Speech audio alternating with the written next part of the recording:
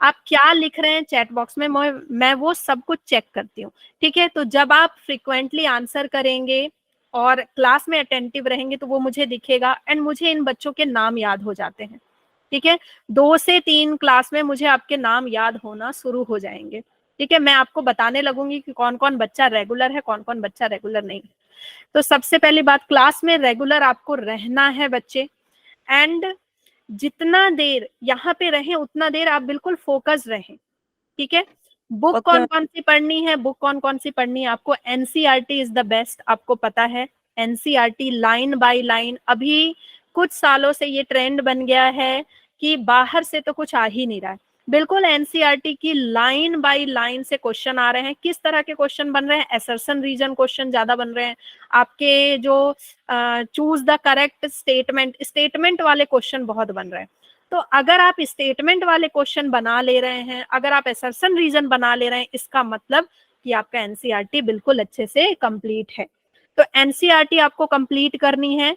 मेरी क्लास के बाद आपको एनसीईआरटी जरूर रीडिंग लगानी है। ये मैं बेट के साथ बोलती हूँ कि जब आप मेरी क्लास कर लेंगे तो उसके बाद एनसीईआरटी आपको लगेगी क्या, मक्खन। क्या लगेगी, मक्खन। मक्खन। हाँ, मक्खन ही लगेगी। आपको लगेगा अरे एनसीईआरटी तो समझ में आ गई, ये तो बिल्कुल समझ में नहीं आती थी, समझ में आ गई। आपको छोटे छोटे आपको उस पे स्टिकी नोट्स चिपकाने हैं, जो भी मैं ट्रिक्स दूंगी वही एनसीईआरटी में आप लिख लेंगे, एनसीईआरटी में ही वही बगल में ट्रिक्स लिख लेंगे।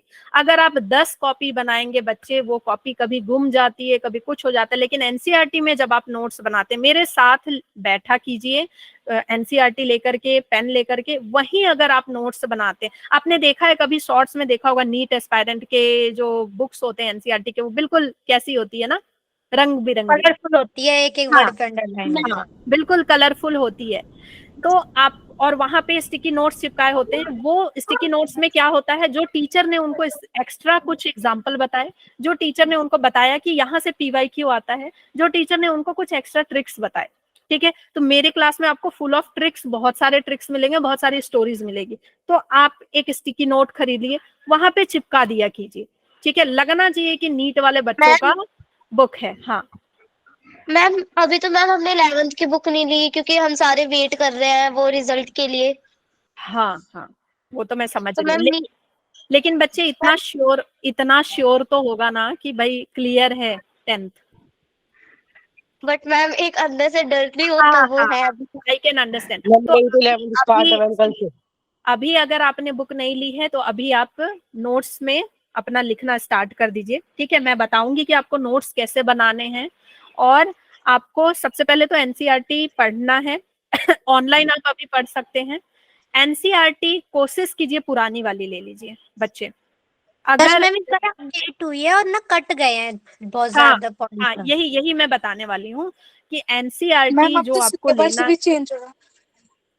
मैम ओल्ड हाँ मैम एनसीईआरटी ले लें। सिलेबस भी चेंज सिलेबस होता सिलेबस मैम चेंज हमने हो ओल्ड गया है। एनसीईआरटी ले लिया, हमें स्कूल में हाँ, ओल्ड एनसीईआरटी फिर लेने भी को मैं बोल रहे हैं। आपको ओल्ड एनसीईआरटी लेने क्यों बोल रही हूँ, ध्यान से सुनिए। देखिए क्या है कि कोविड के टाइम से सिलेबस रिड्यूस होता आ रहा, आप ये जानते हैं। Mineral nutrition, transportation, digestion, absorption, ये सारे उस समय भी डिलीटेड थे, लेकिन वो बुक में डिलीटेड नहीं थे। वो सिर्फ बोल दिया गया था कि इन सारे चैप्टर को हमने डिलीट कर दिया। अब बस ये किया गया है कि उन चैप्टर को बुक से भी फाड़ के फेंक दिया गया है। समझ गए? तो उस समय जब इतनी खराब कंडीशन थी, बच्चों के पास पढ़ने को कुछ कोचिंग नहीं था, बुक नहीं थे, तब नीट वालों, एनटीए वालों ने आपका पूरा होल सिलेबस लिया। ठीक है, पूरा होल सिलेबस का एग्जाम लिया। तो अभी एनटीए वालों की तरफ से कोई क्लैरिफिकेशन नहीं है बच्चे। तो अगर आप ओल्ड एनसीईआरटी ले लेते हैं अपने सीनियर से, अगर मिल जाए तो ठीक है, मारा मारी नहीं करनी है, मिल जाए तो अच्छी बात है, नहीं मिले तो नई एनसीईआरटी लीजिए। और सबसे पहले जो आपका जो मेन पोर्शन है वो हम पढ़ लेंगे, फिर बाद में आप क्या कीजिएगा, पीडीएफ डाउनलोड कर लीजिएगा। पीडीएफ तो ऑलरेडी पुराने बुक का भी मिल जाएगा आपको, पीडीएफ डाउनलोड करके एक साथ उसको स्टेपल कर लीजिएगा। ठीक है, तो आप ये भी कर सकते हैं। मैम टाइमिंग्स मैम सुबह की तो नहीं होंगी ना मैम क्लासेस की मैम, क्योंकि 11th स्टार्ट है मैम कल से मेरी। नहीं, अगर आपने सुबह चूज नहीं किया है तो सुबह नहीं है क्लास। ठीक है ओके। बच्चे, चलिए ठीक है। और कुछ डाउट पूछना है तो मैं पूछ लीजिए, अदरवाइज मैं क्लास स्टार्ट करूं। Yes, ma'am. Start the clock. चल, वेरी गुड वेरी गुड। तो मैं माइक अभी ऑफ कर रही हूँ बच्चे, क्योंकि बहुत सारे बच्चे हैं, माइक मैं ऑफ कर रही हूँ, आप चैट के थ्रू मुझे आंसर करेंगे, ठीक है? Okay, so welcome to you all, I hope you love my class, pay attention throughout the class, क्योंकि पूरा जो आपका एग्जाम का रिजल्ट होता है बच्चे, वो आपके फोकस 20% फोकस पे डिपेंड करता है। पूरा फोकस अगर आप पढ़ रहते हैं तो बाकी काम अपने आप हो जाता है, ठीक है? हम स्टार्ट कर रहे हैं चैप्टर लिविंग वर्ल्ड। इससे कुछ टॉपिक डिलीटेड हैं, लेकिन जो डिलीटेड हैं उनको भी हम पढ़ेंगे, क्योंकि आधा अधूरा चैप्टर पढ़ के कोई फायदा नहीं है बच्चे, ठीक है? पूरा पढ़ेंगे, क्योंकि हमको नीट की तैयारी करनी है, और नीट के साथ साथ और भी जितने एग्जाम्स होते हैं, नेस्ट का एग्जाम है, आइजर का एग्जाम है, उन सब में ये सब पूछा जाएगा बच्चे। अगर आप देते हैं तो आपको बिल्कुल पूछा जाएगा। ओके, चलिए, सो थम्स अप भेज दीजिए, सारे बच्चे अटेंटिव हैं तो send me the thumbs up, कि सारे बच्चे बिल्कुल जोश में हैं, नई क्लास स्टार्ट करने के लिए बिल्कुल रेडी, सुपर डुपर रेडी हैं। Very good very good very good very good very good, मजा आ गया। चलो, अच्छे बच्चों को पढ़ाने में मजा ही आ जाता है। चलिए, चैप्टर नेम है हमारा बच्चे लिविंग वर्ल्ड, ठीक है? आई एम नेहा, और ये प्यारा सा कोट्स है, what you learn today is what you will become tomorrow, every day is the opportunity, every day is the new inning. जब आप सुबह उठते हैं तो आप क्या बोलते हैं? मॉर्निंग, ठीक है? Good morning, good morning, okay, आप ये बोलते हैं, है ना? तो बायोलॉजी का इंट्रोडक्शन दे दूं। बायोलॉजी तो पता है आपको बच्चे, 10th से पढ़ते आ रहे हो कि बायोलॉजी क्या होती है।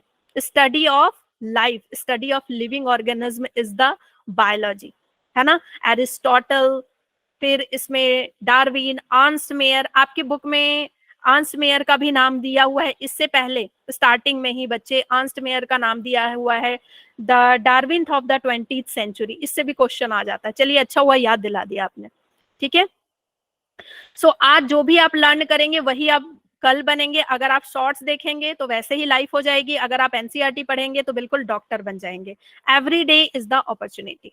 सो इम्पोर्टेंस और वेटेज ऑफ दिस चैप्टर, इस चैप्टर का इंपॉर्टेंस क्या है बच्चे, वेटेज क्या है इस चैप्टर का? इस चैप्टर से एक क्वेश्चन आता है।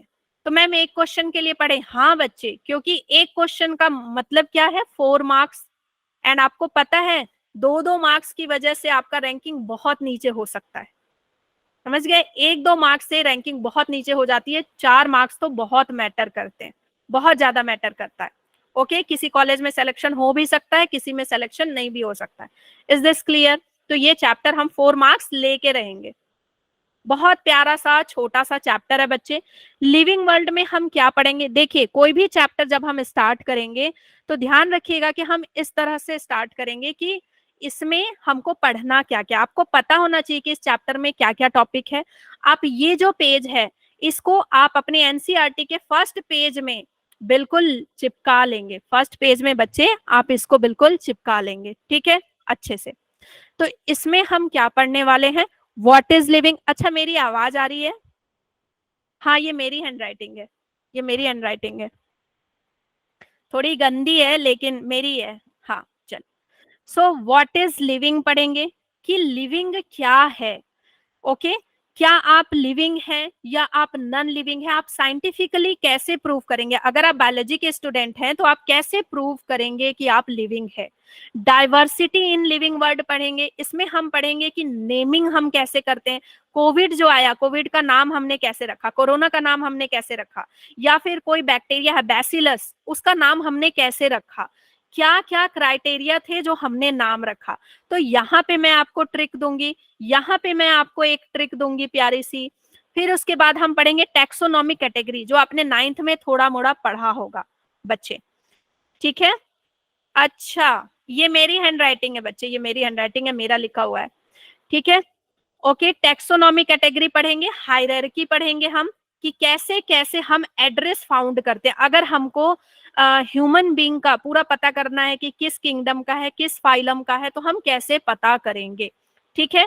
तो ये हम टैक्सोनॉमी कैटेगरी में पढ़ेंगे। फिर हम पढ़ेंगे टैक्सोनॉमी एड्स कि हम इनको प्रिजर्व कैसे करते हैं। Okay okay, now Hindi medium में, पता नहीं। चलिए, let's start the chapter. How do you define a living? अगर मैं बोलूं कि आर यू लिविंग, तो आप बोलेंगे यस मैम, मैं आपकी लेक्चर देख रहा हूं, मैं तो लिविंग हूँ, मैं खाता हूँ, पीता हूँ, दौड़ता हूँ, मैं ग्रो करता हूँ, मैं रिप्रोड्यूस कर सकता हूँ, मैं तो लिविंग हूँ।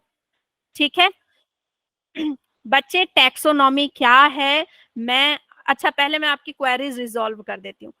बच्चे, आपको नोट्स मिल जाएगा, आपको इसके रिकॉर्डेड लेक्चर मिल जाएंगे, ठीक है। लेकिन रिकॉर्डेड लेक्चर का मतलब ये नहीं कि आप क्लास छोड़ के बाद में लेक्चर देख रहे हैं, फिर आपके डाउट्स क्लियर नहीं होंगे, ठीक है। टैक्सोनॉमी एड क्या है, टैक्सोनॉमी कैटेगरी क्या है, ये मैं सब आगे पढ़ाऊंगी, लेकिन हम पॉइंट बाय पॉइंट जाएंगे। टैक्सोनॉमी एड में हम ये पढ़ते हैं कि भाई हम इनको प्रिजर्व कैसे करते हैं, ये जो हमारे लिविंग ऑर्गेनिज्म है इन सबको हम रखते कहाँ है, ठीक है। चलिए, तो अगर मैं बोलूं कि क्या आप लिविंग है, सारे लिविंग है ना, कोई नॉन लिविंग तो नहीं बैठा है, कोई नॉन लिविंग थिंग तो यहाँ नहीं बैठ के चैटिंग कर रहा है, कोई नॉन लिविंग थिंग नहीं है, सारे लिविंग है। तो आप प्रूव कैसे करेंगे? मैं बोलूंगी कि भाई प्रूव करके बताइए, तो आप बोलेंगे मैम मैं ग्रो कर सकता हूं। तो मेरा क्वेश्चन होगा कि भाई माउंटेन भी तो ग्रो कर रहा है, माउंटेन भी तो ग्रो कर रहा है, अगर एक रेत का टीला है वो भी ग्रो कर रहा है, तो क्या वो लिविंग है? क्या वो आपसे खाना मांगेगा? क्या वो दौड़ के भागने लगेगा? हाँ, अगर आप बोलेंगे कि मैं रिप्रोड्यूस कर सकता हूं, तो मैं बोलूंगी नहीं भाई, ये भी लिविंग का क्राइटेरिया नहीं है, बिल्कुल परफेक्ट क्राइटेरिया नहीं है। क्यों? क्योंकि जो सन्यासी होते हैं, जो सन्यासी होते हैं वो तो रिप्रोडक्शन नहीं करते हैं, जो स्टेराइल पर्सन होते हैं वो रिप्रोडक्शन नहीं करते हैं। तो क्या आप उनसे जीने का हक छीन लेंगे? क्या आप बोलेंगे नहीं, आपको जीने का कोई हक नहीं, आपको लिविंग कहलाने का कोई हक नहीं है, आप नॉन लिविंग हैं? आप ऐसा कहेंगे सन्यासियों को? आप ऐसा कहेंगे स्टेराइल पर्सन को? नहीं, ठीक है। तो इस चैप्टर में हम साइंटिफिक एक पैरामीटर देखेंगे कि हाउ यू डिफाइन लिविंग, ठीक है, how you differentiate living from non living. Okay, तो दो दो क्राइटेरिया होता है बच्चे, दो पैरामीटर होता है। यस यस, वेरी गुड बच्चों, आप पढ़ के आए हो एक्सटर्नल ग्रोथ और इंटरनल ग्रोथ, ठीक है, वेरी गुड।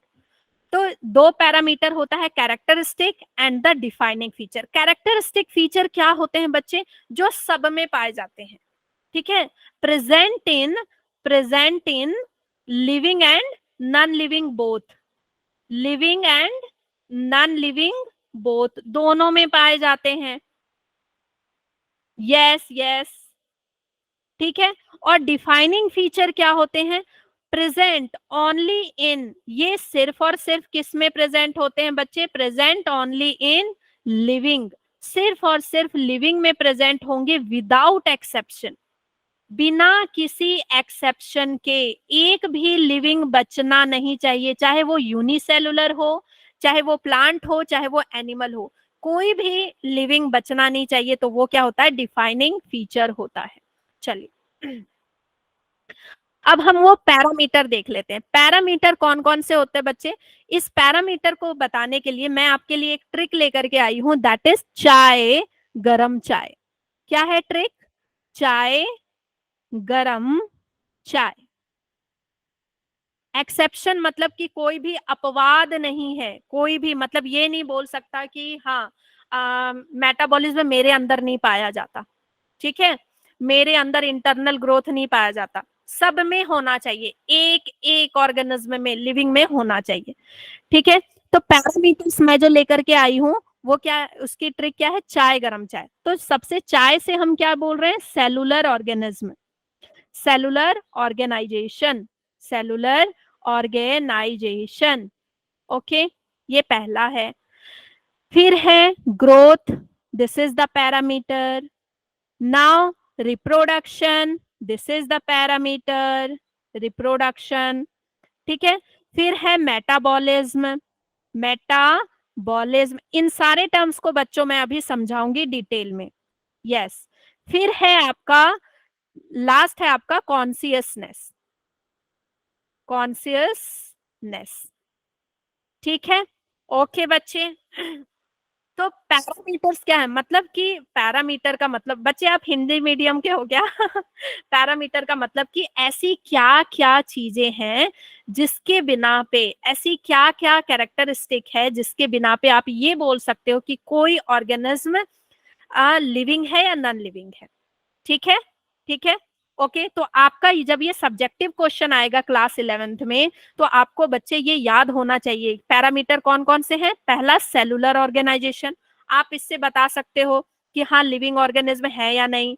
ग्रोथ है, रिप्रोडक्शन है, मेटाबॉलिज्म है, कॉन्शियसनेस है। अब हम सारे सारे कौन, मैं सब बता रही हूँ बच्चे, सब बता रही हूँ। कॉन्शियसनेस क्या होता है, सेलुलर ऑर्गेनाइजेशन क्या होता है, सब बता रही हूँ। ठीक है, हैव पेशेंस, सब कुछ बता रही हूँ। ओके, तो यहाँ पे सबकी डेफिनेशन लिखी हुई है। अब मैं बताती हूँ, सबसे पहले हम बात करते हैं ग्रोथ की। आपने बोला कि मैम मैं ग्रो कर सकता हूं तो मैं लिविंग हूं, ठीक है। अब मैं बोल रही हूँ नहीं, आप ग्रो कर सकते हैं तो आप लिविंग है, मैं ये मानूंगी ही नहीं। क्यों? क्योंकि भाई मेरे ये पेपर का बंडल इतना सा था, आज इतना हो गया, इसमें पेपर मैंने इकट्ठा कर दिया, इतना हो गया, तो ये भी लिविंग है। अगर ये ग्रोथ ही लिविंग है तो वो भी लिविंग है। एक सैंड का ड्यून पहले इतना सा था, सैंड का, रेत का टीला इतना सा था, आज ये रेत का टीला इतना हो गया, तो ये भी ग्रोथ है, तो भाई वो भी लिविंग है ना। तो मैं ये पूछ रही हूँ, क्या ग्रोथ डिफाइनिंग फीचर है? क्या ग्रोथ डिफाइनिंग फीचर है? नहीं, ग्रोथ डिफाइनिंग फीचर नहीं होगा बच्चे। क्यों नहीं होगा, बताइए क्यों नहीं होगा? क्योंकि ये दोनों में पाया जा रहा है। Because it is present in living and non living both, because it is present because it is present in living and non-living both, living and non-living both। Okay, ये दोनों में पाया जा रहा है, तो ये डिफाइनिंग फीचर नहीं। डिफाइनिंग फीचर किसको बोलते हैं? जो सिर्फ और सिर्फ लिविंग में पाया जाए। ठीक है, अब दो तरह के ग्रोथ होते हैं, external and internal growth. Yes, internal growth, yes, very good. देखिए, एक्सटर्नल और इंटरनल ग्रोथ में क्या फर्क है? हमारे अंदर बच्चे, हमारे अंदर इंटरनल ग्रोथ होता है, मतलब सेल अंदर से डिवाइड हो करके वो टिश्यू बनाते हैं, टिश्यू से ऑर्गन बनता है, ऑर्गन से ऑर्गन सिस्टम, अंदर से ग्रोथ हो रहा है। ऐसा थोड़ी कि हमारे ऊपर कोई ऑर्गन चिपक जा रहा है तो मैं बड़ी हो जा रही हूँ, फिर मेरे ऊपर एक्सक्रेटरी सिस्टम चिपक गया तो मैं और बड़ी हो गई, या मेरे ऊपर कोई मैल जमती जा रही है तो मैं बड़ी होते जा रही हूँ। ऐसा नहीं होता बच्चों, ठीक है, ऐसा नहीं होता। तो हमारे अंदर जो होता है, जो हमारे अंदर होता है वो कैसा होता है? लिविंग में इंटरनल ग्रोथ होता है। लिविंग में कौन सा ग्रोथ होता है? इंटरनल ग्रोथ, जिसको हम इंट्रिंसिक ग्रोथ भी बोलते हैं, इंट्रिंसिक ग्रोथ भी बोलते हैं। अब एक्सटर्नल ग्रोथ क्या है? नॉन लिविंग में एक्सटर्नल ग्रोथ देखने को मिलता है। ठीक है, ये देखिए, ये नॉन लिविंग है, इसमें सैंड ड्यून, रेत का टीला, रेत बढ़ता गया और ऊपर ऊपर जमता गया, ऊपर ऊपर जमता गया। इसको हम क्या बोल रहे हैं? External growth. अंदर से ग्रोथ नहीं हो रही है। ठीक है, तो अब यहाँ पे एक क्वेश्चन आता है, क्या इंटरनल ग्रोथ डिफाइनिंग फीचर है? अगर मैं ये पूछूं, is internal growth defining feature, तो क्या जवाब दीजिएगा, बताइए। Very good Khushi, Ayush, yes, Jyoti, Gungun, very good. Is internal growth defining feature? Priyanka, Pooja, very good, very good, very good, yes. ये क्या है?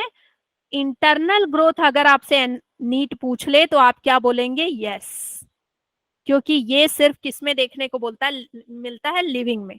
ठीक है, अब हम बात करते हैं बच्चे ग्रोथ इन यूनिसेलुलर ऑर्गेनिज्म। अलग अलग ऑर्गेनिज्म में अलग तरह का ग्रोथ होता है। 1 minute,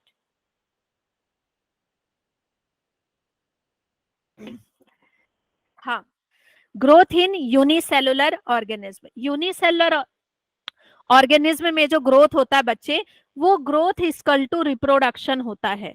growth equal to reproduction होता है। क्यों? पता है आपको क्यों? देखिए, अमीबा अमीबा बेचारा जाता है ग्रोथ करने, अमीबा सोचता है मैं थोड़ा बड़ा हो जाऊं, थोड़ा मैं बड़ा हो जाऊं, लेकिन हो जाता है वो क्या, दो भाग में टूट जाता है, दो सेल में टूट जाता है, दो अमीबा बन जाता, हो जाता है उसका क्या, रिप्रोडक्शन।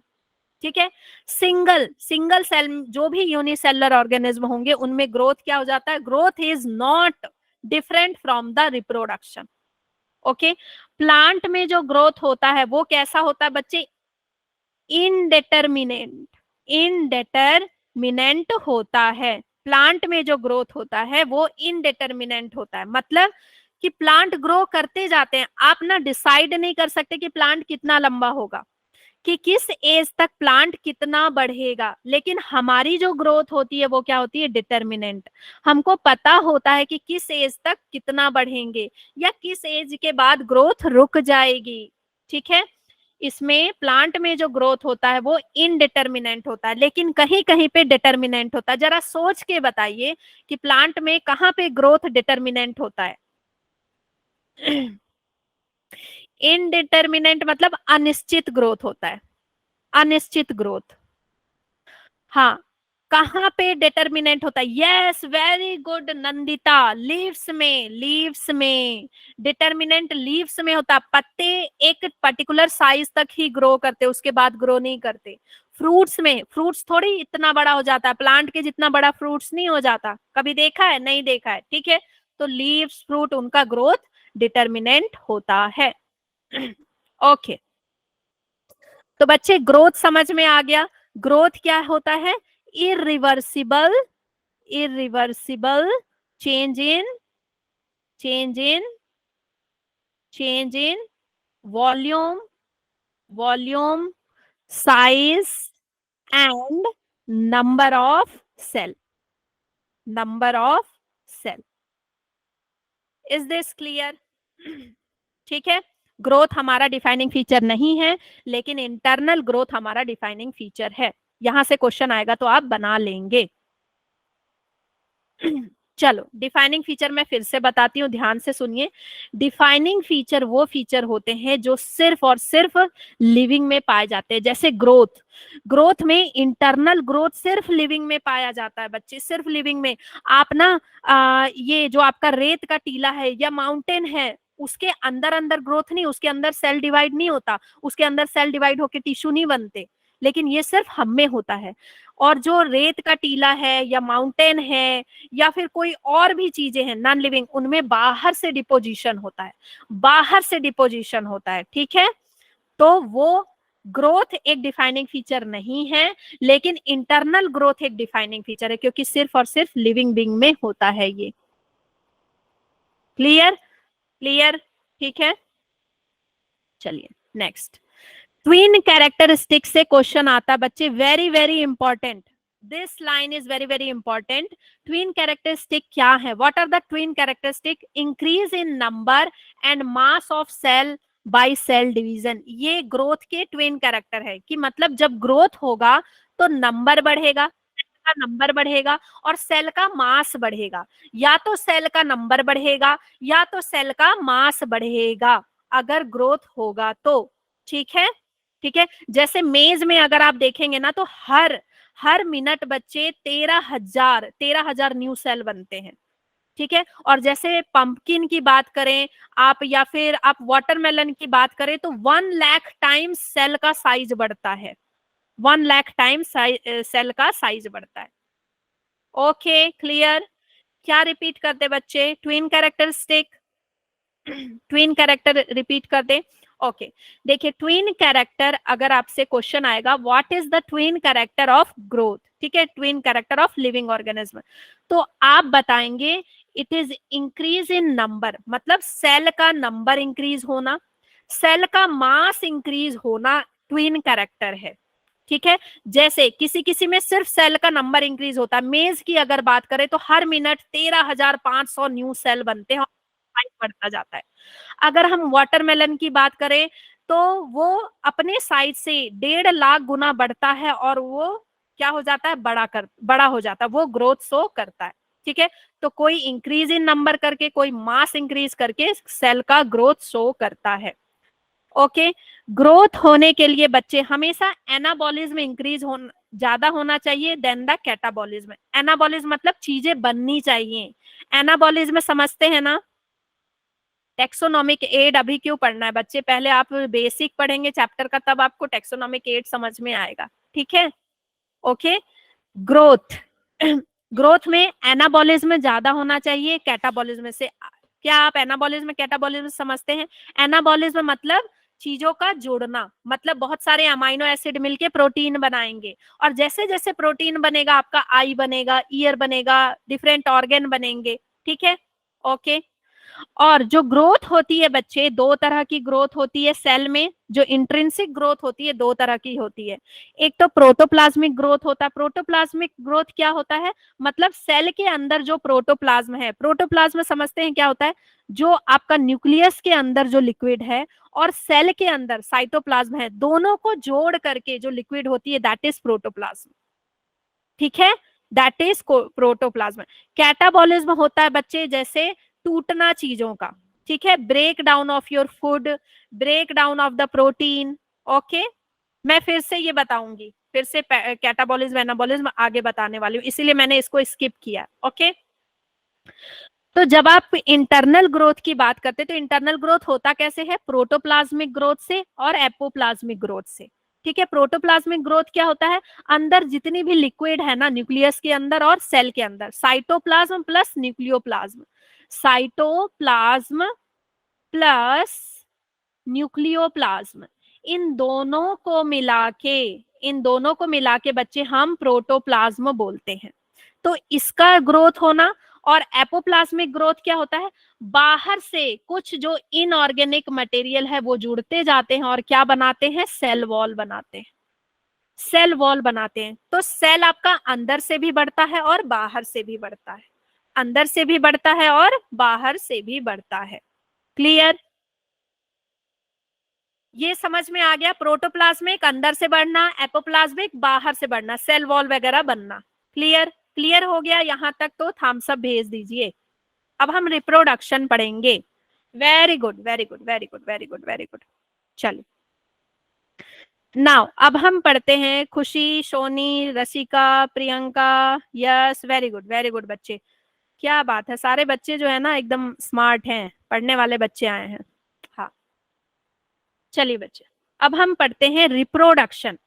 हमने बोला कि रिप्रोडक्शन एक तरीका है बताने का कि मैं लिविंग हूं, ठीक है? आपने बोला कि मैम मैं रिप्रोडक्शन कर सकता हूं, मैं रिप्रोडक्शन करने के लायक हूं, या लिविंग, कोई भी रिप्रोडक्शन करने के लायक है तो वो क्या है? लिविंग है। अब मैंने बोला नहीं, ये बात गलत है भाई। जो म्यूल है वो अपने बच्चे पैदा नहीं कर सकता, हिनी अपने बच्चे पैदा नहीं कर सकता, वर्कर भी अपने बच्चे पैदा नहीं कर सकती, स्टेराइल पर्सन, ठीक है, वो अपने बच्चे पैदा नहीं कर सकते। तो क्या वो उनका जीने का हक छीन लोगे आप बोल दोगे कि नहीं आप लिविंग नहीं है, जीने का हक छीन लेंगे? बताइए, इंडिया को जवाब चाहिए, जीने का हक छीन लेंगे, बोलेंगे आप लिविंग नहीं है ना? नहीं, हम ऐसा नहीं करते। तो रिप्रोडक्शन पहले होता क्या है? Production of organism of same kind, production of organism of same production of organism of same kind. और वो ऑर्गेनिज्म कैसा होना चाहिए बच्चे? वो ऑर्गेनिज्म फर्टाइल होना चाहिए। जो ऑर्गेनिज्म पैदा हुआ है वो फर्टाइल भी होना चाहिए। ओके, अब मुझे ये बताइए, हाँ मैं बता रही हूँ म्यूल और हिन्नी क्या होता है। वेरी गुड, आप पढ़ के आए, वेरी गुड, वेरी गुड। पढ़ के आना है बच्चे सभी को, तो ना जल्दी समझ में आएगा और आपका क्लास में इंटरेस्ट बना रहता है।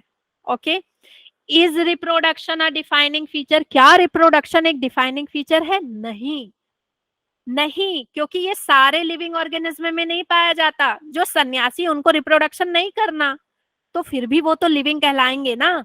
म्यूल रिप्रोड्यूस नहीं कर सकता, फिर भी वो लिविंग कहलाएगा ना? No, why? Because sterile person, ठीक है, स्टेराइल पर्सन, आपका म्यूल, हिन्नी नाम सुना होगा आपने, नहीं सुना है तो सुन लीजिए। Worker bee, okay, can't reproduce, ये अपने बच्चे पैदा नहीं कर सकते, कांट रिप्रोड्यूस, ये अपने बच्चे पैदा नहीं कर सकते, बट दे आर लिविंग, भाई फिर भी जिंदा तो है ना ये, दे आर लिविंग। क्लियर है, क्लियर है, यस। अब मैं बताती हूं कि म्यूल क्या होता है। म्यूल होता है बच्चे, म्यूल को हिंदी में बोलते हैं खच्चर, सुना होगा खच्चर, है ना। म्यूल बनता है, किससे बनता है बताओ? म्यूल बनता है male donkey, male donkey plus female, female horse से। इन दोनों को, इन दोनों के गैमेट को लेके जबरदस्ती, जबरदस्ती हमने लैब में फ्यूज करा दिया, फर्टिलाइज करा दिया, और हमको क्या मिल गया? म्यूल। लेकिन ये म्यूल क्या और म्यूल पैदा कर सकता है? नहीं। ये म्यूल और म्यूल पैदा कर सकता है? नहीं पैदा कर सकता है। ठीक है बच्चे। अब हम बात करते हैं हिन्नी की। हिन्नी, हिन्नी क्या होता है बच्चे? इसमें आपका मेल हॉर्स होता है, मेल हॉर्स होता है, एंड फीमेल डंकी होती है, डंकी, फीमेल डंकी। ओके, ये मिलकर बनाते हैं हिनी। लेकिन हिनी जो है वो रिप्रोड्यूस नहीं कर सकती, अपने जैसी और हिन्नी नहीं बना सकती। ऐसे ही वर्कर भी, वर्कर भी स्टेराइल होते हैं। एंड आप एग्जांपल ले लो लाइगर, लाइगर का। लाइगर किससे मिलके बना है? Lion plus tiger. लायन और टाइगर ने मेटिंग कर ली, बन गया लाइगर। लेकिन अब लाइगर और दूसरे लाइगर पैदा नहीं कर सकता, और दूसरे लाइगर पैदा नहीं कर सकता। लेकिन लाइगर को जिंदा बोलोगे ना, बोलोगे ना लाइगर तुम जिंदा हो, हिन्नी तुम जिंदा हो, म्यूल तुम जिंदा हो। हाँ भाई, okay. So reproduction is not a defining feature.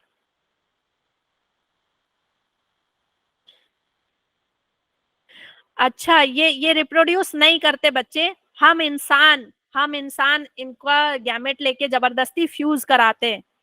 हम ऐसे मतलब बदमाशियां करते हैं। ठीक है, चलो।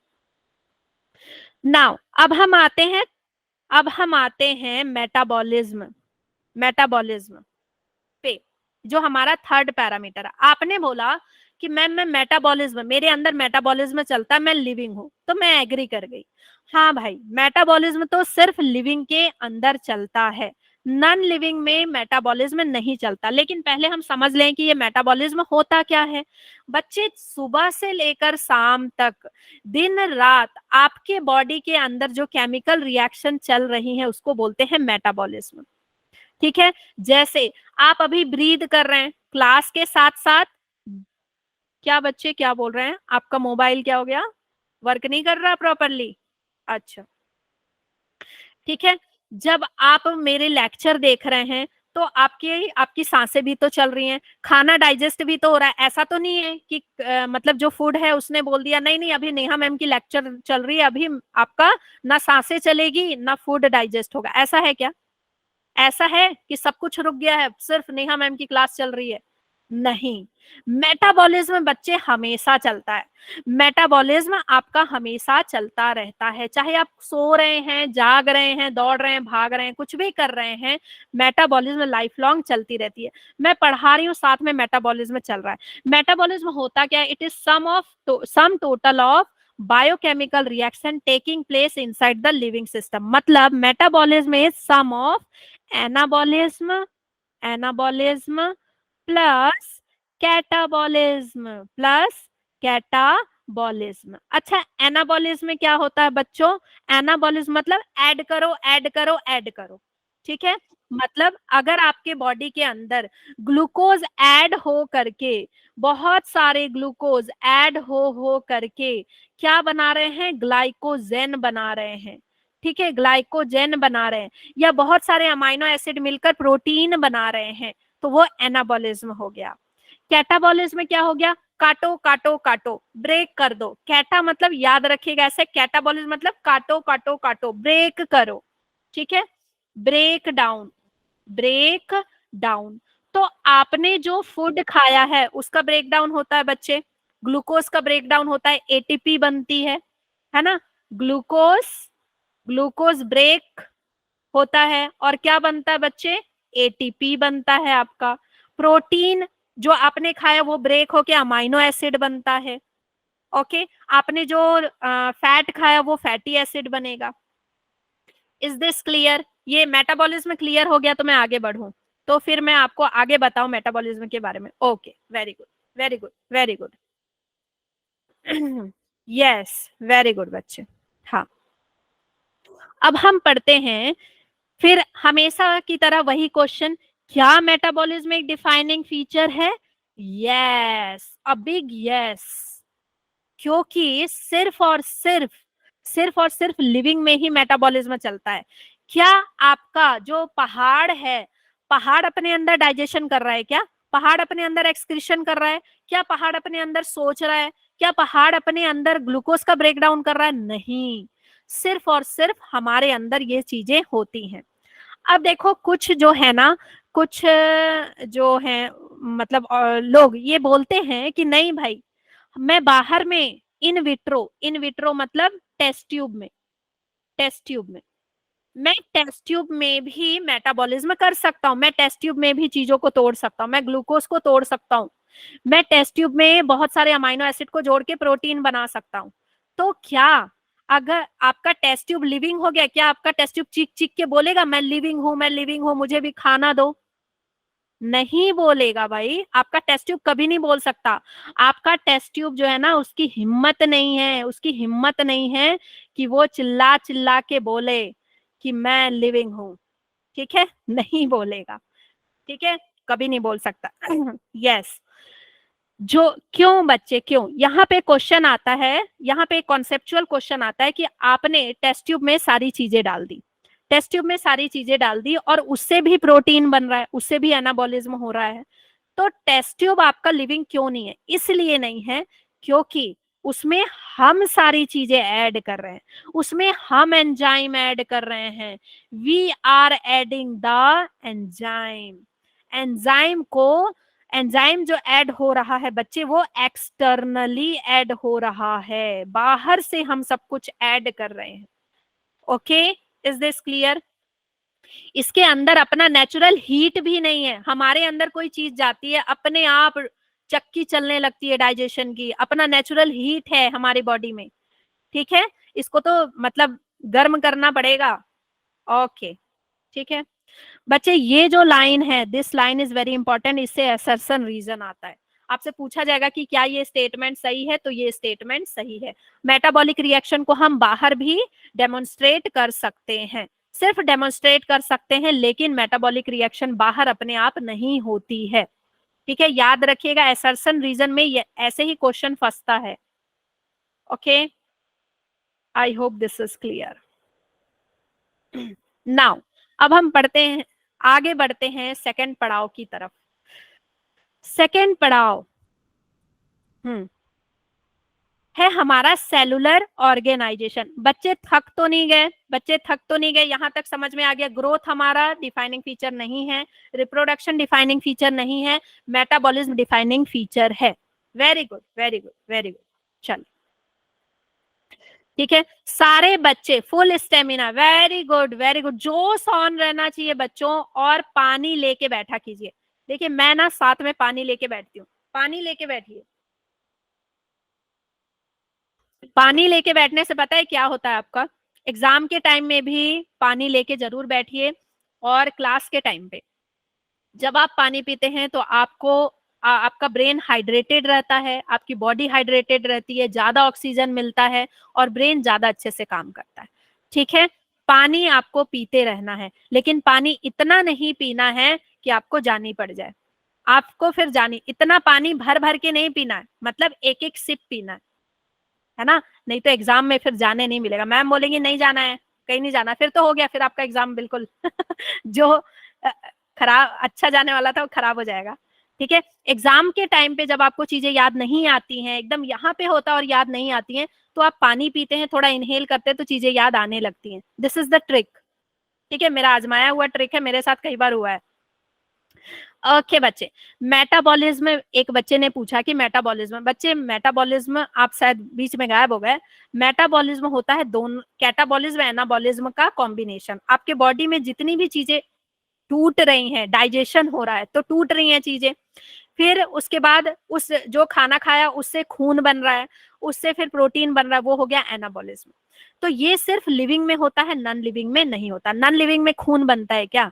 नॉन लिविंग में मतलब एटीपी बनता है क्या? नहीं बनता।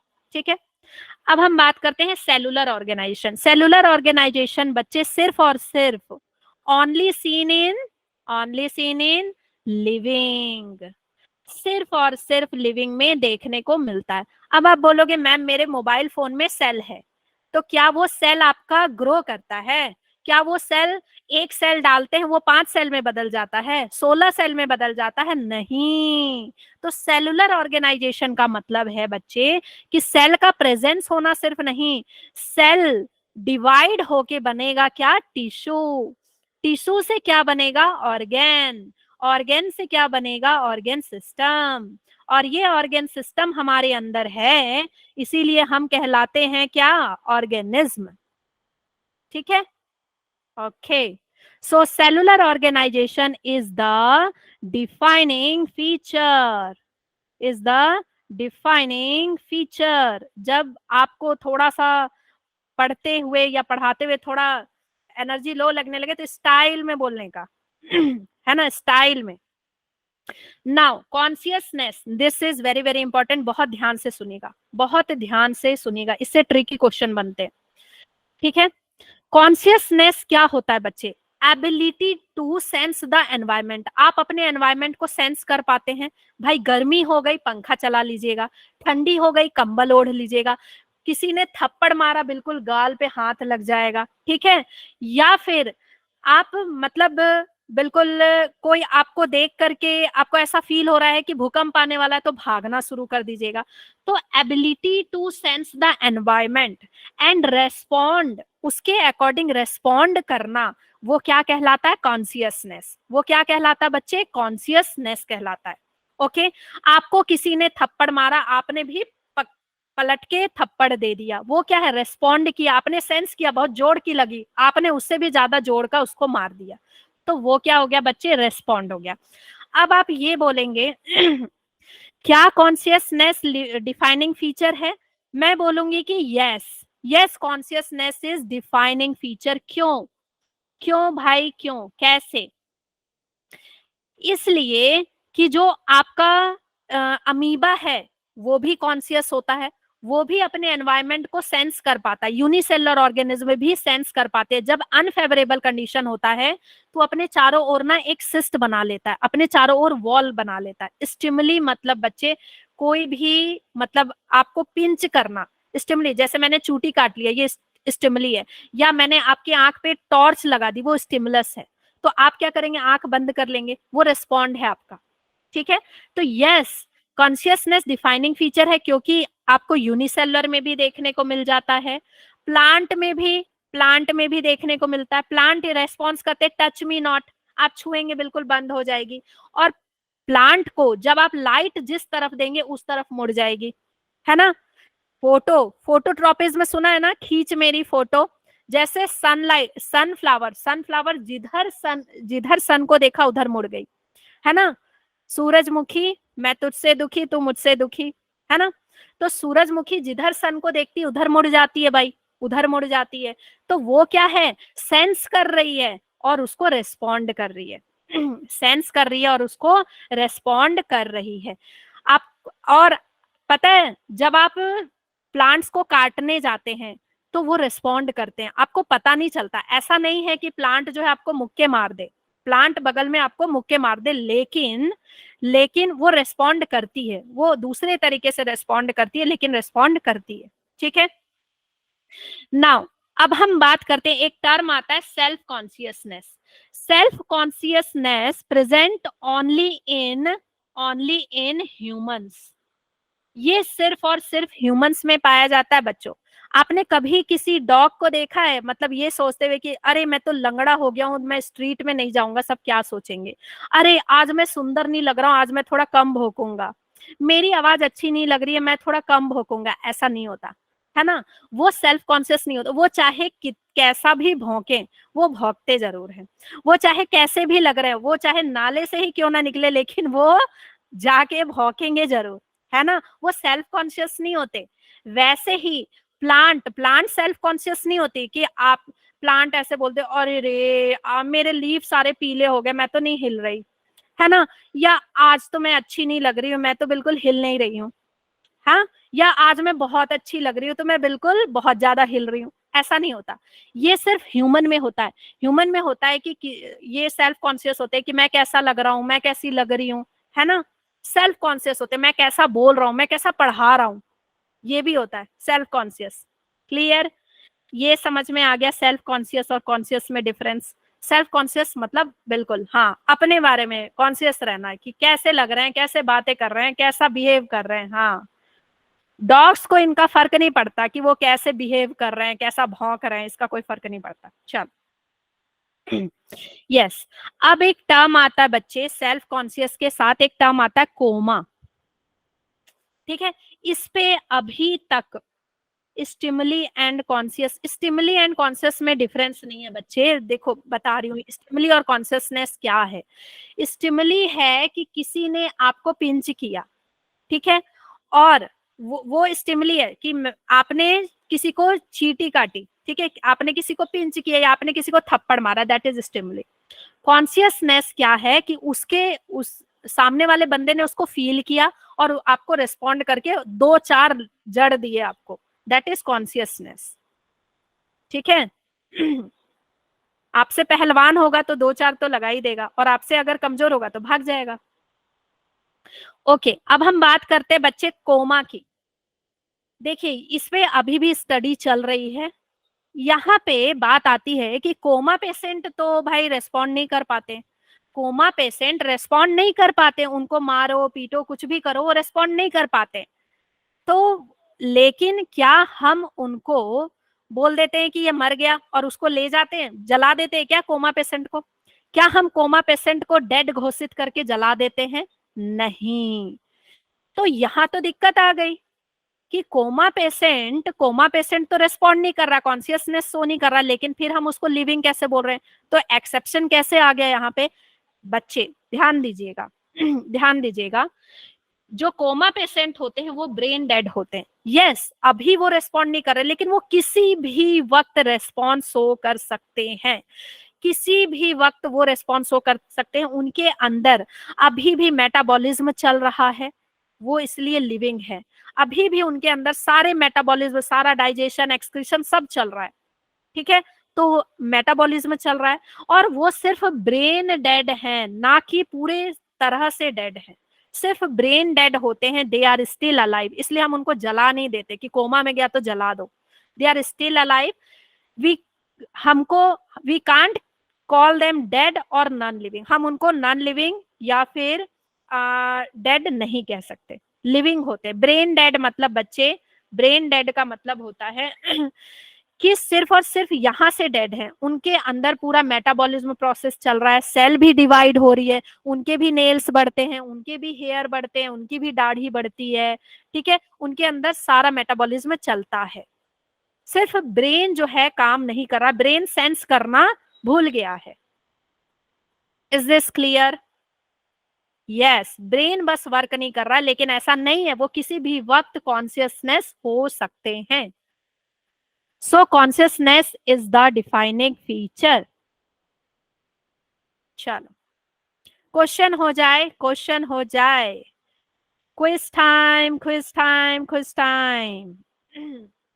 इन majority of higher animals and plants क्या क्या थे एक्सक्लूसिव इवेंट? अच्छा एक्सक्लूसिव इवेंट कौन कौन से होते हैं? जो हायर प्लांट्स एंड एनिमल्स होते हैं बच्चे, उनमें 2 एक्सक्लूसिव इवेंट, ठीक है, ये मैंने आपको, हाँ ग्रोथ और रिप्रोडक्शन। एक्सक्लूसिव का मतलब क्या होता है ये मैंने आपको बताया नहीं, तो मैं क्वेश्चन के थ्रू बता रही हूँ।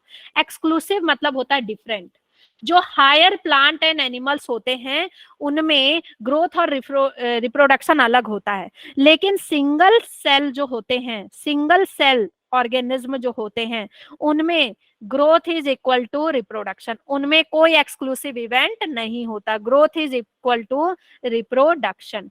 अमीबा जाता है ग्रोथ करने, कर आता है रिप्रोडक्शन। लेकिन क्या हमें ऐसा होता है, क्या हम बड़े होने जाते हैं रिप्रोडक्शन करके आ जाते हैं, या रिप्रोडक्शन करने जाते हैं ग्रोथ करके आ जाते हैं? रिप्रोडक्शन करने गए और पता चला बड़े हो गए, एकदम बड़े होके आ गए, बूढ़े होके आ गए, या फिर ग्रोथ कर रहे हैं तो रिप्रोडक्शन हो गया? ऐसा नहीं होता। हाँ, ऐसा नहीं होता। तो भाई हायर एनिमल्स एंड प्लांट्स में ग्रोथ और रिप्रोडक्शन क्या होते हैं? डिफरेंट होते हैं। एक्सक्लूसिव, एक्सक्लूसिव मतलब डिफरेंट। ठीक है, चलिए अब बताइए ट्विन कैरेक्टरिस्टिक, ये तो बताया मैंने। ट्विन कैरेक्टरिस्टिक कौन कौन से हैं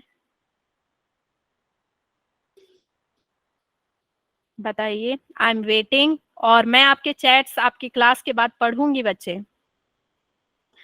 very good, very good. Khushi and Vipul, Pooja, Jyoti, Mamta, Kirti, वार्निंग, शिवानी, उमेश, अनन्या, सोनी, बहुत जल्दी जल्दी नाम जा रहा है भाई, क्या बात है, सारे बच्चों को पता है 1 और 3। इंक्रीज इन मास मैंने बताया, वाटरमेलन का एग्जांपल बताया, increase in number of individuals. ठीक है, okay, yes yes, number of cell, number of individual, ये सारे क्या हैं? आपके ट्विन कैरेक्टरिस्टिक हैं ग्रोथ के। The sum total of chemical reaction क्या होता है? आपको पता है? Very good Nancy, Jyoti, Shruti. Nancy से पहले भी किसी बच्चे ने बताया, नाम छूट गया। Very good, very good. तो भाई मैं सबका नाम देखूंगी और नेक्स्ट क्लास में मैं बताऊंगी कि सबसे पहले आंसर कौन बच्चा देता था, किसने सबसे ज्यादा आंसर किया और सबसे पहले आंसर किसका आता था।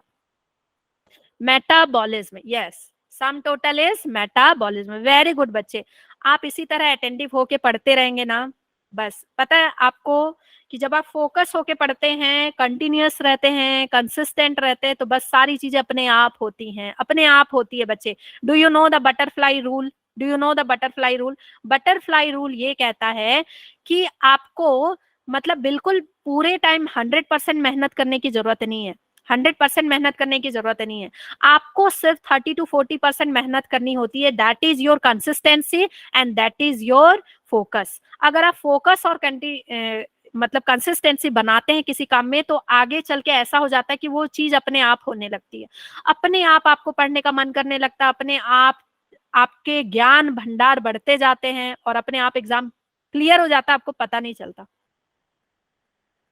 समझ गए? चलो, which one of the following set of character truly define a living organism? अब बताइए, truly define a living organism.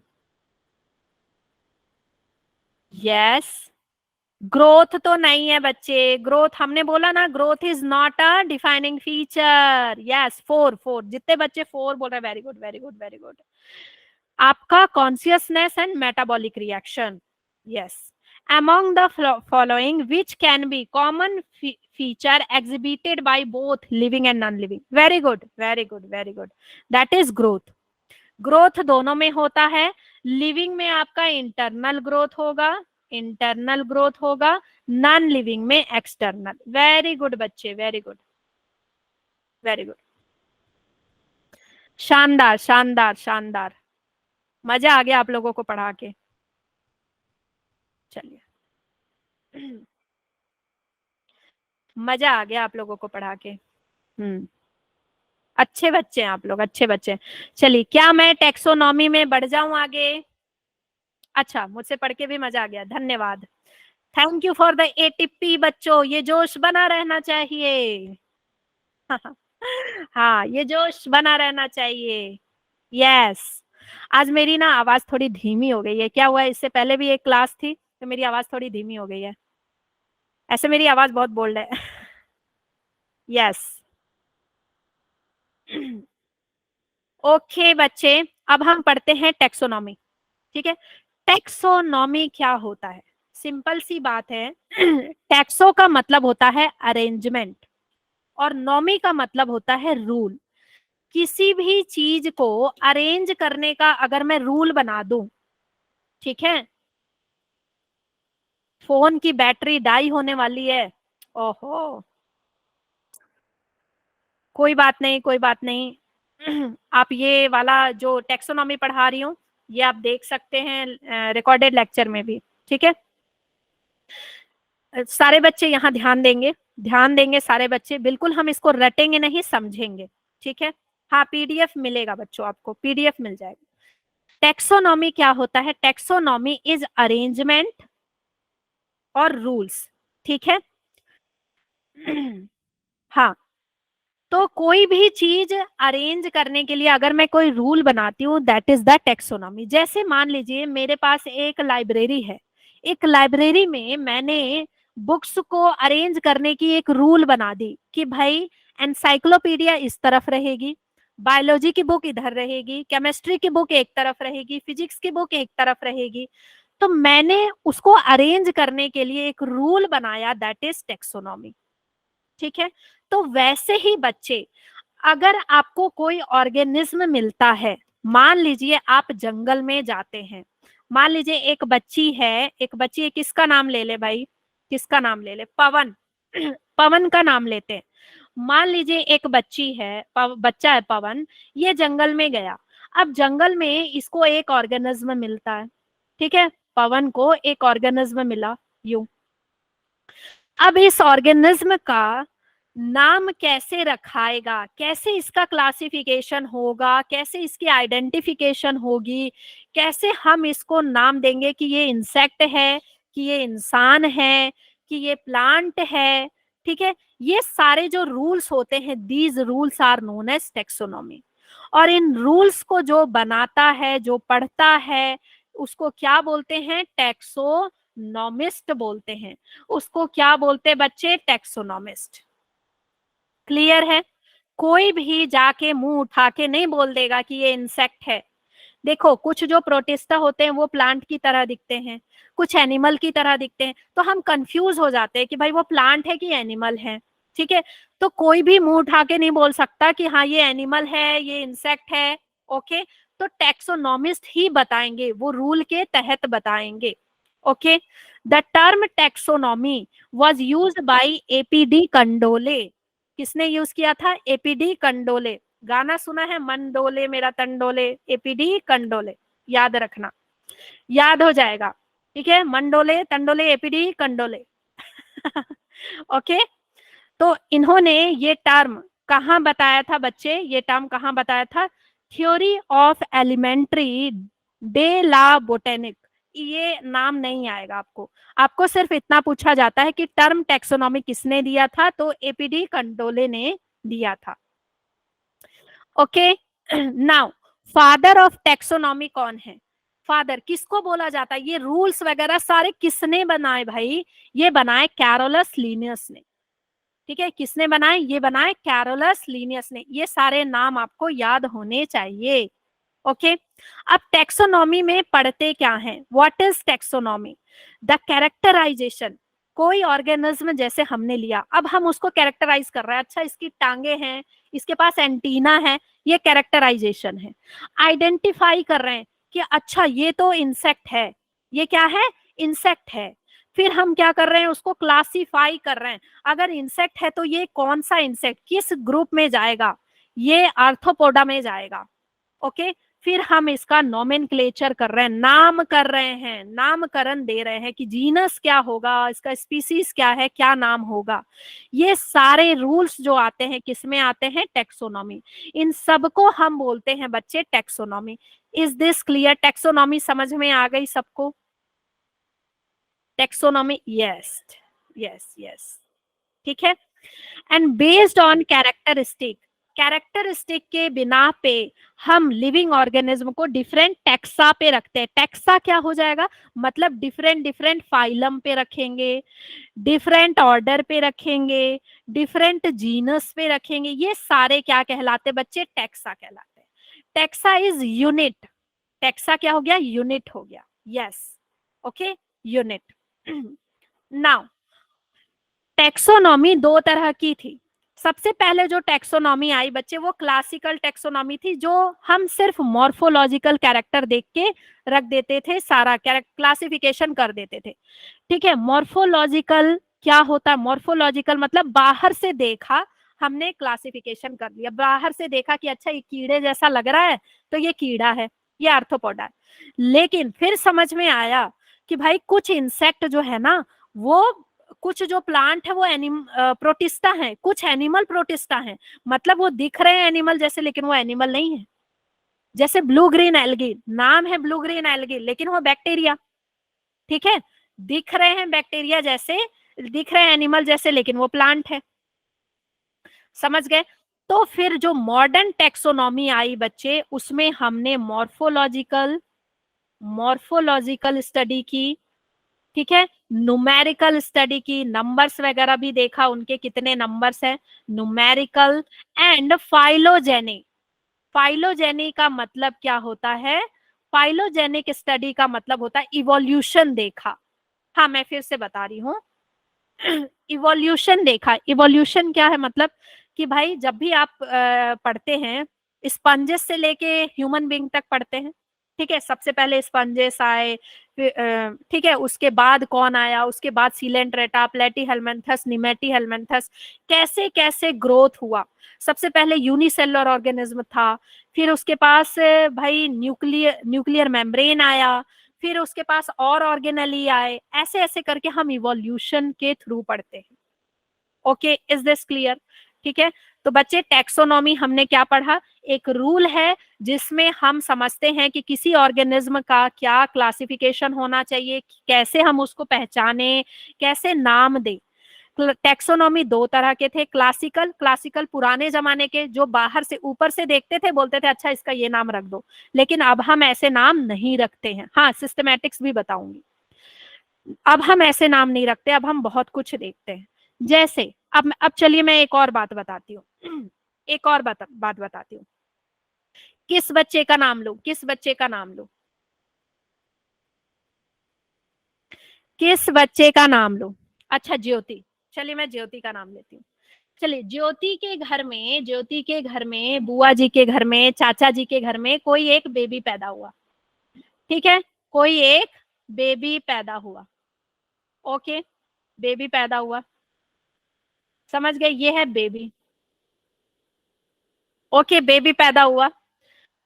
अब क्या है, ये जो बेबी है बच्चे, ये जो बेबी है, हाँ कॉन्ग्रेचुलेशन हाँ, अब ये बेबी पैदा हुआ, सारे बच्चे ध्यान से सुनेंगे, ये आप लिंक करना है बच्चे, आपको रियल लाइफ से चीजों को लिंक करना है। बेबी पैदा हुआ, अब क्या कर रहे हैं? सबसे पहला स्टेप है कैरेक्टराइजेशन। अब ये कैरेक्टराइज कर रही है कि अच्छा इसके दो पैर हैं हमारे जैसे, दो हाथ हैं हमारे जैसे आंखें, मतलब ये इंसान का बच्चा है। कैरेक्टराइजेशन हो गया, किसका बच्चा? इंसान का बच्चा है। ठीक है, ये कोई एनाकोंडा नहीं है, कोई रैबिट नहीं है, इंसान का बच्चा, इंसान है। अब आइडेंटिफिकेशन हुआ कि ये लड़का है कि लड़की है, लड़का है कि लड़की है। फिर पता चला कि भाई ये लड़का है, ठीक है, लड़का है। अब लड़का है तो इसका नामकरण लड़के जैसा होगा कि लड़की का नाम रख दोगे? लड़का है तो मुन्नी नाम रख दोगे? नहीं, लड़का है तो इसका नाम मुन्ना रख दिए, छोटू रख दिए इसका नाम तब तक के लिए, ठीक है, नामकरण रख दिए इसका। अब क्या हुआ? क्लासिफिकेशन, पूरे खानदान वाले लग गए क्लासिफिकेशन करने कि ये जो है ये मुन्ना शर्मा है कि मुन्ना वर्मा है कि मुन्ना पांडे है, ठीक है, इसका क्लासिफिकेशन करने लगे जाति के आधार पे, कास्ट के आधार पे, ठीक है, और फिर रखने लगे कि ये हिंदू है, मुस्लिम है, क्या है, जो भी है, जो भी इसका धर्म है, ठीक है, ईसाई है, सिख है, जो भी इसका धर्म है वो उन्होंने रख दिया। फिर इसको बता, बेचारा अभी पैदा हुआ, इसको सब कुछ बता दिया, सब कुछ बता दिया कि इसका क्लासिफिकेशन कर दिया, अभी इसको कुछ नहीं पता, इसका क्लासिफिकेशन हो गया, तुम्हारा गोत्र ये है, तुम्हारी ये है ना, सब कुछ बता दिया, तुम्हारा खानदान ये है, तुम्हारा जीनस ये है, सब बता दिया। अब समझ में आया? तो ऐसे ही जब भी साइंटिस्ट को टेक्सोनॉमिस्ट को कोई ऑर्गेनिज्म मिलता है बच्चे, कोई ऑर्गेनिज्म मिलता है, तो सबसे पहले वो कैरेक्टराइज करते हैं कि क्या क्या फीचर हैं उसके पास, फिर आइडेंटिफाई करते हैं, ठीक है, कि ये प्लांट है, एनिमल है, इंसेक्ट है, क्या है। फिर वो उसका नामकरण करते हैं, फिर वो उसको टैक्सा में डिवाइड करते हैं, फाइलम, ऑर्डर, किंगडम सब में डिवाइड करते हैं। तो ये जो ट्रिक आपकी तैयार हो गई, that is sync, that is sync. Taxonomist क्या यूज करते हैं? सिंक ट्रिक यूज करते हैं। क्लियर? सबसे पहले characterisation, identification, nomenclature, then classification. I hope कि ये सारी चीजें आपको याद रहेंगी अब बहुत अच्छे से। ठीक है, very good, very good, very good. Thank you for the thumbs up बच्चों, थैंक यू फॉर द, भाई मुझे एटीपी मिलती रहनी चाहिए। Yes yes yes yes. अब हम पढ़ते हैं सिस्टमैटिक। सिस्टमैटिक पढ़ के अब हम ये लेक्चर यहीं पे एंड करेंगे। ठीक है, बहुत ज्यादा एक दिन में मैं आपके दिमाग में भर दूंगी ना तो फिर सब भूल जाएंगे आप। हाँ हाँ हाँ, ठीक है, चलिए सिस्टमैटिक की बात करते हैं। सिस्टमैटिक लैटिन वर्ड सिस्टेमा से आया है, इसका मतलब होता है systematic arrangement of the organism. जो ऑर्गेनिज्म है हम उसका सिस्टमैटिक तरीके से क्या कर रहे हैं? अरेंजमेंट कर रहे हैं। जैसे जैसे जैसे I like this class of biology, thank you बच्चे, थैंक यू। जैसे बच्चे, अगर मैं टैक्सोनॉमी की बात करूं तो टैक्सोनॉमी, अगर आप लाइब्रेरी में जाएं तो टैक्सोनॉमी अगर सिर्फ एक सेल्फ है, एक सेल्फ है जहां पे इधर फिजिक्स की बुक रखी है, इधर केमिस्ट्री की बुक, इधर बायोलॉजी की बुक, ठीक है, यहाँ फिजिक्स की, केमिस्ट्री की, बायोलॉजी की, यहाँ एनसाइक्लोपीडिया रखा है, तो सिस्टमैटिक पूरा क्या है? आपका लाइब्रेरी है। अगर टैक्सोनॉमी एक सेल्फ है तो सिस्टमैटिक क्या है? पूरा लाइब्रेरी। वो पूरा का पूरा बताएगा कि भाई फिजिक्स की बुक अगर आप रख रहे हो तो फिजिक्स की बुक ऐसे नहीं रखना, फिजिक्स की बुक ऐसे नहीं रखना, फिजिक्स की बुक को आपको सबसे नीचे क्लास 10th की बुक रखो, फिर 11th की, 12th की, बीएससी की, ठीक है, इवोल्यूशन के बेसिस पे, क्लास वाइज इवोल्यूशन की बेसिस पे बढ़ते क्रम में रखिए। ठीक है, जैसे हम ऑर्गेनिज्म को जब हम रख रहे हैं तो सबसे पहले हम मोनेरा को रख रहे हैं, फिर प्रोटिस्टा को रख रहे हैं, ठीक है, फिर फंगाई को रख रहे हैं, या सबसे पहले हम स्पॉन्जेस को रख रहे हैं। फाइलोजेनी मतलब बच्चे इवोल्यूशन, इवोल्यूशन के टर्म पे किसी भी चीज को जब हम फाइलोजेनी के आधार पे पढ़ते हैं, जैसे मान लीजिए मैं आपको कोई भी फाइलम कहीं से भी पढ़ा दूं, कहीं से भी पढ़ा दूं, कोई भी फाइलम उठा के, आपको नहीं समझ में आएगा। लेकिन जब मैं आपको ये बोलूं ना कि सबसे पहले क्या है? पोरिफेरा है, मैं आपको बोलूं सबसे पहले पोरिफेरा है, फिर आपका क्या है बताओ? सीलेंट्रेटा है, फिर है प्लेटी हेलमेंथस है। ऐसी जब मैं आपको पढ़ाऊंगी कि पोरिफेरा बहुत गरीब है, पोरिफेरा सिंगल सेल का है, सीलेंट्रेटा मल्टीपल सेल का है, प्लेटी हेलमेंथस में ऑर्गन बन गए, तो आपको समझ में आ रहा, अच्छा जैसे जैसे हम बढ़ते जा रहे हैं हमारे पास ऑर्गन आते जा रहे हैं, इवोल्यूशन होता जा रहा है, हाथ पैर आते जा रहे हैं, पंख आते जा रहे हैं, उड़ने के लिए पंख आ गए, फिर चलने के लिए पैर आ गए। पोरिफेरा के पास ना पैर था ना हाथ था, कुछ नहीं था। तो बच्चे इवोल्यूशन हुआ। तो ऐसे ही जैसे मैंने आपको बोला कि यहाँ पे जो हम फिजिक्स की बुक रख रहे हैं वो इवोल्यूशन के टर्म्स पे रख रहे हैं, क्लास 1 की बुक, 2 की, 3 की, 4 की, 5 की, 6 की। तो जब आप इन बुक्स को पढ़ेंगे आपको समझ में आएगा, अच्छा ज्ञान तो बढ़ता जा रहा है, जैसे जैसे मैं फिजिक्स की बुक आगे क्लास में पढ़ता जा रहा हूँ ज्ञान बढ़ता जा रहा है। तो जैसे जैसे आप ऑर्गेनिज्म को आगे बढ़ते जा रहे हैं, पढ़ते जा रहे हैं, आपका ऑर्गेनिज्म बढ़ता जा रहा है। ठीक है, this is very bad, this is very bad कि आप इस तरह से मतलब रिस्पॉन्ड करें। ठीक है, पढ़ा के देख लो भाई, समझ में आ जाएगा, पढ़ा के देख लो, चीजों को समझ में आ जाएगा आपको। ठीक है, ओके, ये समझ में आया। अब मैं फिर से आपको बता रही हूँ कि सिस्टमैटिक क्या है। Systematic arrangement of organism. ठीक है, आपने पूरे घर में सारी चीजों को सिस्टमैटिक तरीके से रखा, दैट इज सिस्टमैटिक्स। आपने पूरे ऑर्गेनिज्म को एक टैक्सा में सिस्टमैटिक तरीके से रखा। आपने भाई सिस्टमैटिक तरीके से रखा कि सबसे पहले मैं स्पीसीज रखूंगा, फिर जीनस रखूंगा, ठीक है, फिर उसके बाद मैं मान लीजिए क्लास रख रहा हूँ, ऑर्डर रख रहा हूँ। तो एक सिस्टमैटिक तरीके से हम चीजों को रख रहे हैं, ऑर्गेनिज्म को रख रहे हैं, उनका नामकरण कर रहे हैं, that is the systematic. Okay okay तो सिस्टमैटिक में हम टेक्सोनॉमी तो पढ़ते हैं लेकिन साथ में इवोल्यूशन हिस्ट्री के हिसाब से चीजों को रखते हैं। ओके जैसे जैसे चीजें इवॉल्व होती जा रही हैं, हाथ पैर आते जा रहे हैं, माइंड डेवलप हो रहा है, हम ऑर्गेनिज्म को बढ़ते क्रम में रखते जा रहे हैं, ठीक है, ऐड करते जा रहे हैं। यस ठीक है, तो हमारा हो गया सिंक। सिंक में क्या है सबसे पहला बच्चे, सिंक में क्या है सबसे पहला, कैरेक्टराइजेशन।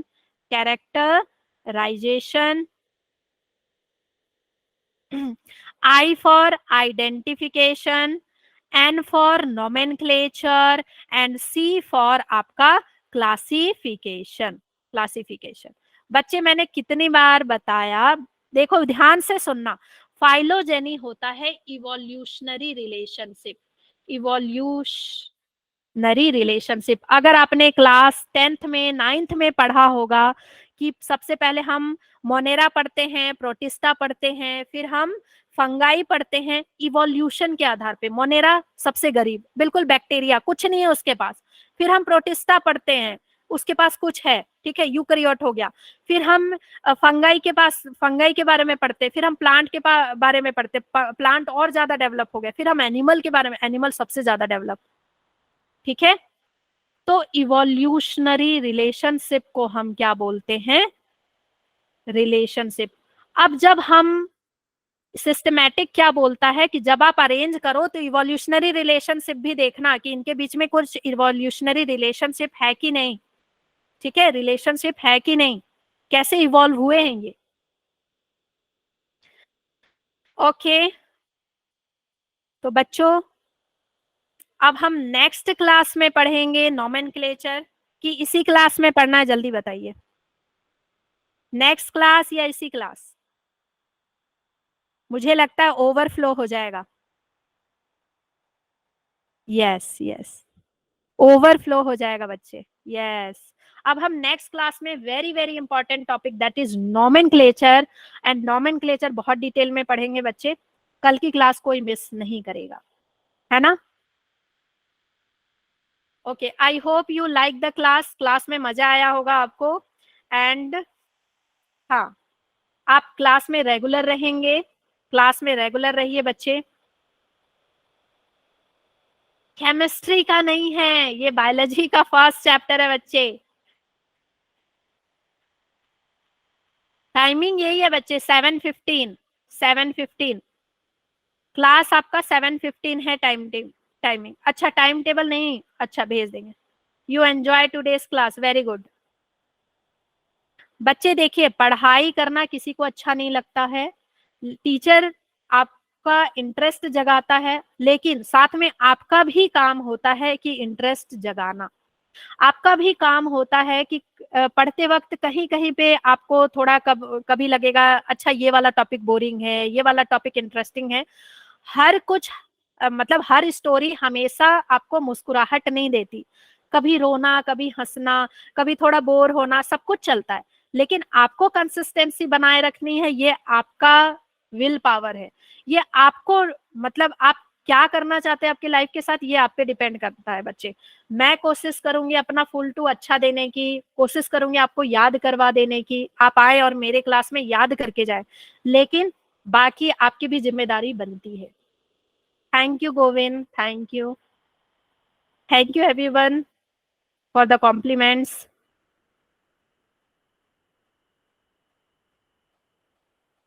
Thank you Umesh.